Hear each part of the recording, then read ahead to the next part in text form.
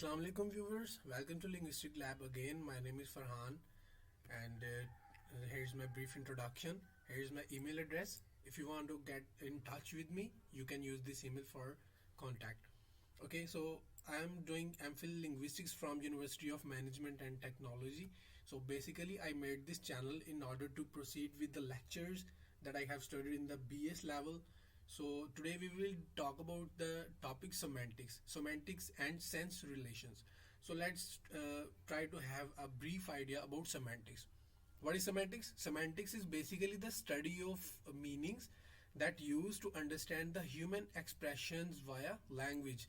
Okay, a human being is speaks a language, and a language is interpreted by the other people. Okay, so it means semantic is basically the interpretation of language and the meanings that are embedded behind the language that is used by the different peoples. Okay, so language is the most difficult part of the grammar. Okay, semantics is the most difficult part of the grammar. Why? Of a language to learn. Why it is difficult? Because there are different kind of meanings, like what is intended meanings, what a speaker is trying to say, what another people is perceiving. So there is quite ambiguity. So this is how we can say semantics is the most difficult part of a grammar in order to interpretation of one person to another one. Okay, the semantics in a language are indefinite and undetermined. Okay, the meanings are always indefinite and undetermined. Okay, the property of arbitrariness is here in semantics because there is no natural connection between the language and the meanings that they are having. Like there is no reason why a four-leg animal dog. Okay, the dog is an animal, and whenever we hear a word dog, then suddenly an animal comes in our mind, but there is no logical connection between the word dog and an animal. We can say this is arbitrariness. There is no logical relation between the word and the animal. We cannot say why we call this animal a dog, why we cannot say is a frog. Okay, so this is arbitrary connection that is not the that makes the semantic ambiguous. Okay, so our topic is sense relation. Sense relation is a relation between the words and the predicates. The sense relation indicates the connection between the meanings of the word and sense of the word. What is the sense of the word and what is the meanings of the word? Basically, sense relation topic creates a correlation between these two perspectives. Okay, it also meddles with either the senses and meanings are similar or dissimilar. So there are 6 types in sense relation that we have to study today, and let's begin with the first one, and it is synonym. Synonym is the state or phenomena in which two words that have different sounds, different pronunciation, different phonemes, but these two sound these different words, different sounds contain the similar and identical meaning simultaneously.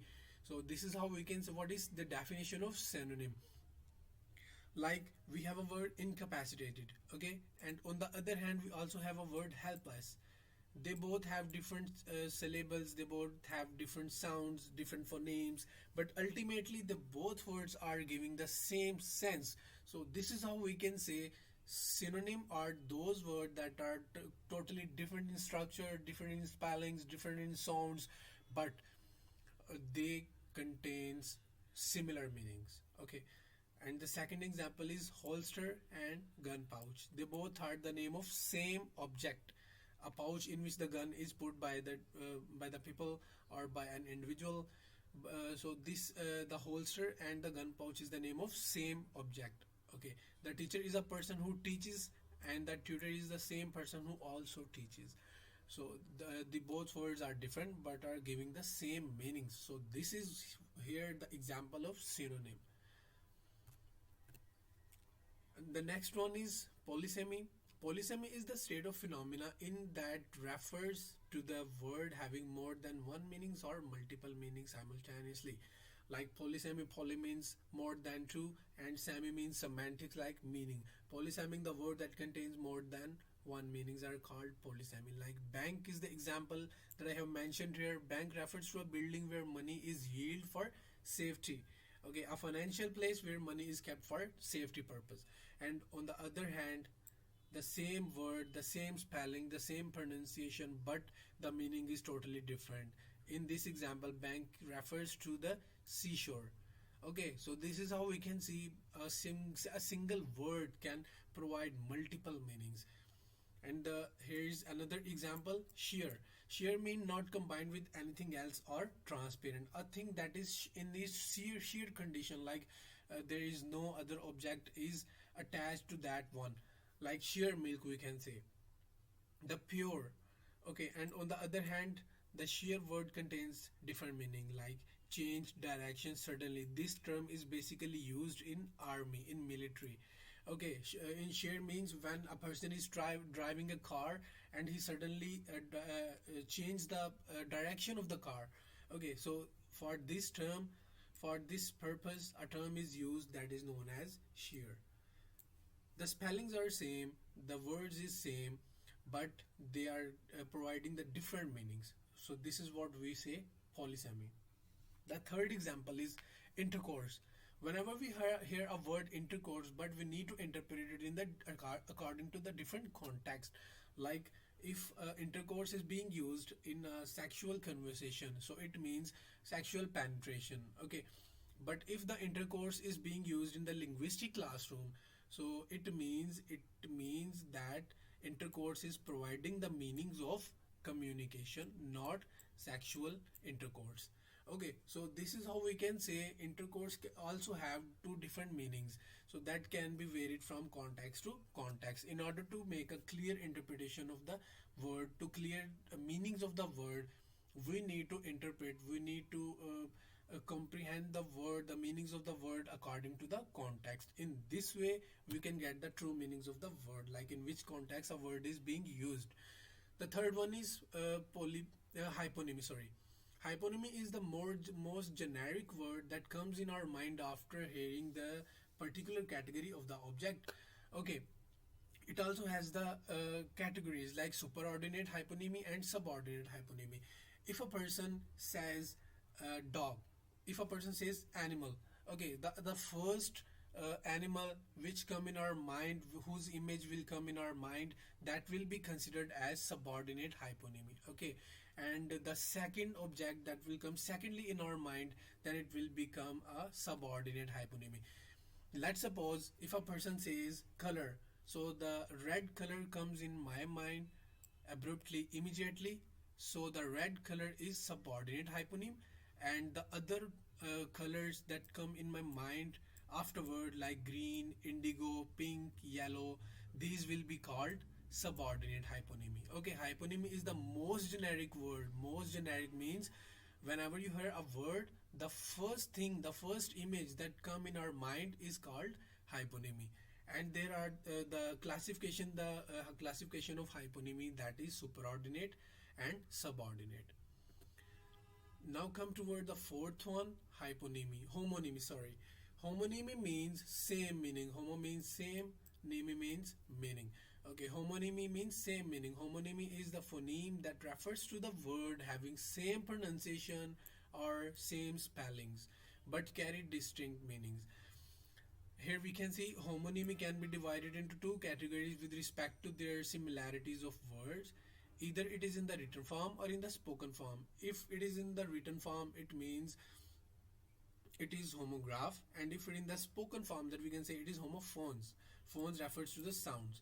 Okay, so what is homophones? Literally saying words having same pronunciation but different meanings, like went and went. If we pronounce these both words, they have different spellings, but if we pronounce them, the same sound comes out, like went.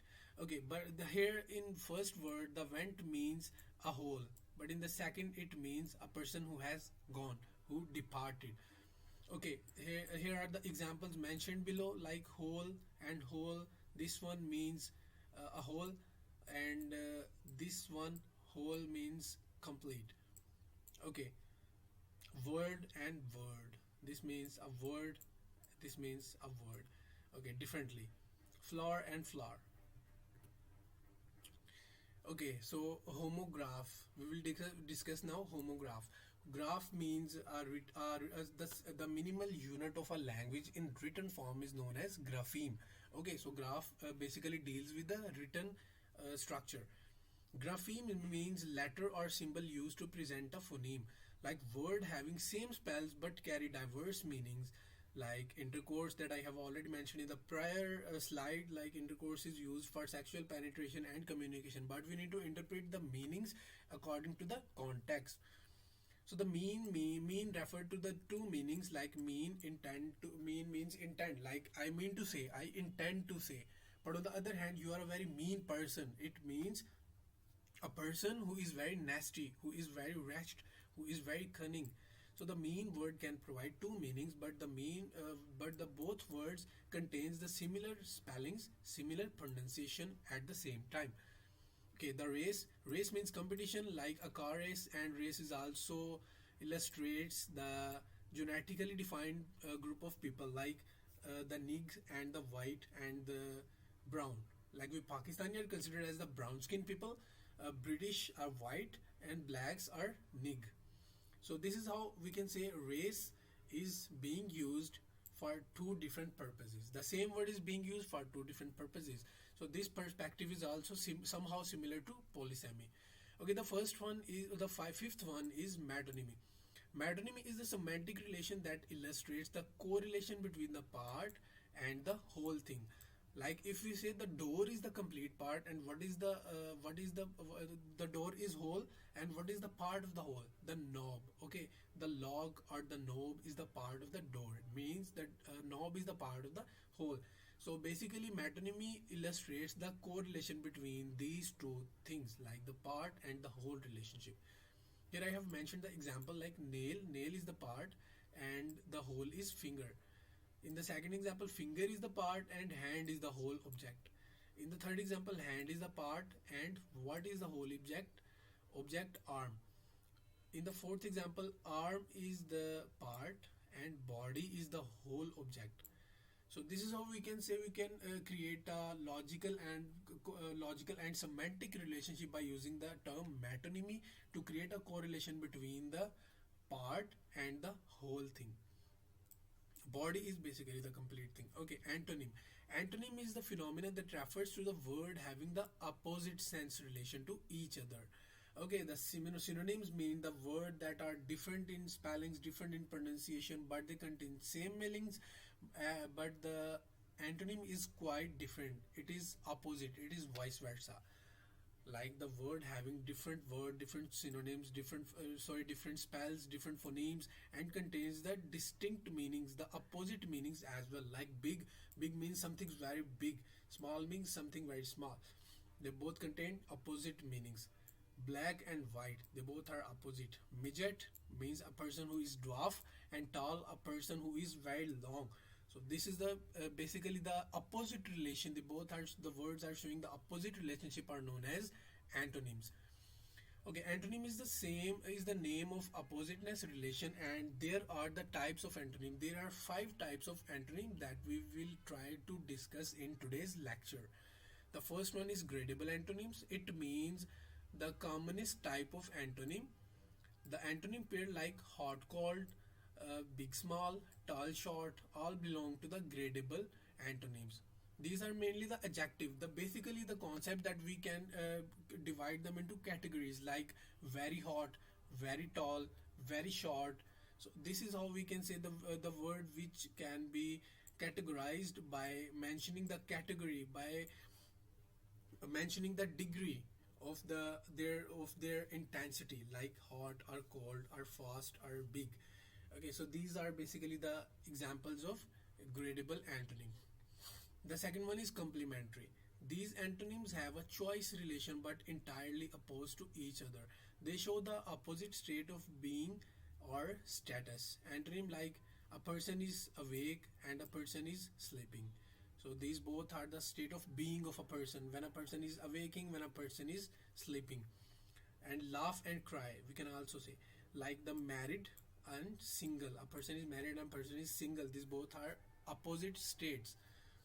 Okay, pass and fail, alive and dead, white and black, male and female. This cannot be categorized like the prior one, like the gradable one, very male, or some kind of like that, or the types. Okay, so these antonyms cannot be graded into degrees. So the third example is converse antonyms or relational antonyms.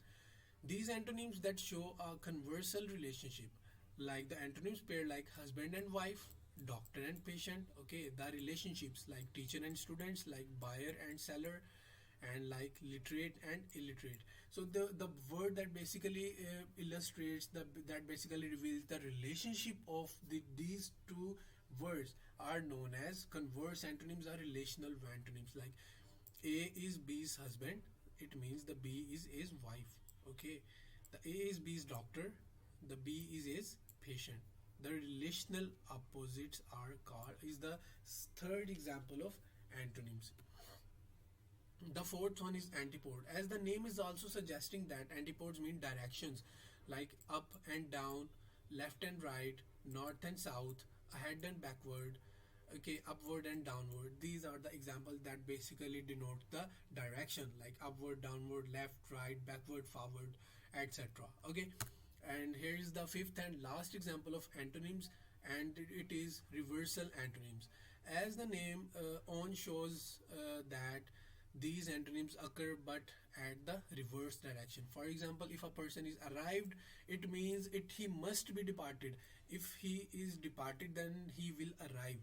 So this is the reversal antonyms. Reversal antonym especially illustrates the opposite verbs that are used in sentence.